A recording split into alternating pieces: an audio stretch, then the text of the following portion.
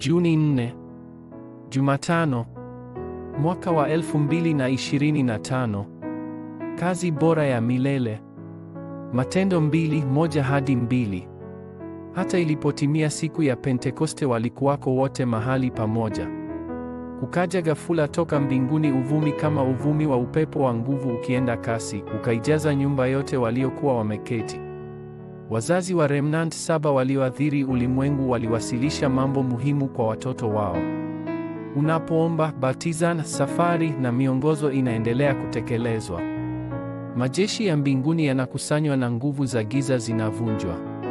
Hivyo lazima uombe kwa kuendelea ndani ya Roho Mtakatifu.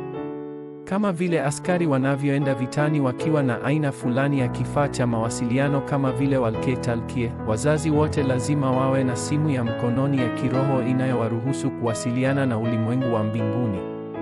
Mara tu wanapopata siri ya maombi ya masaa 24, matatizo yote huanza kutatuliwa.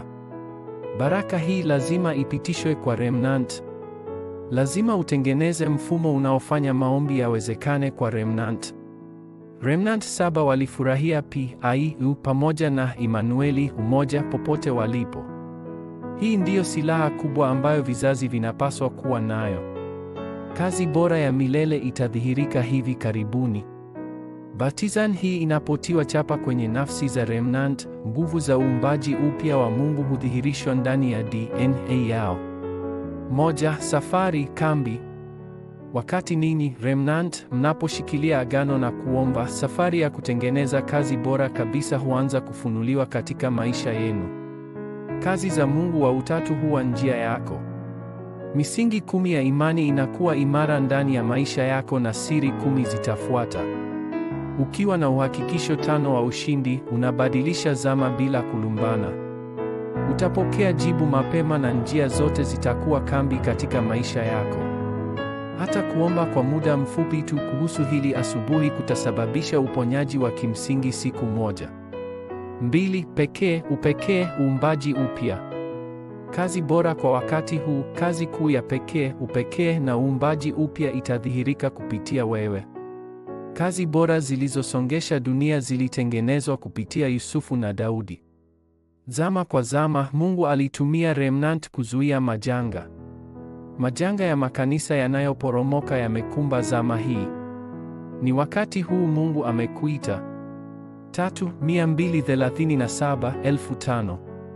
Masomo yako yatabadilika hivi karibuni kuwa nguvu ya kuokoa mataifa 237 na makabila 5,000. Majanga yalizuiliwa kila wakati Remnant walipoibuka. Hii ndiyo nguvu ya Injili. Injili inakuwa nuru mara inaposhuhudiwa.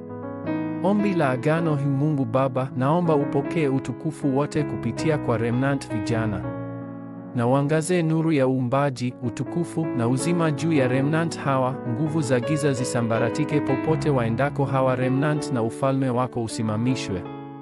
Pia kazi za ufalme wako na zianzishwe juu ya kazi za wazazi hawa wa Remnant. Katika jina la Yesu Kristo ninaomba. Amen.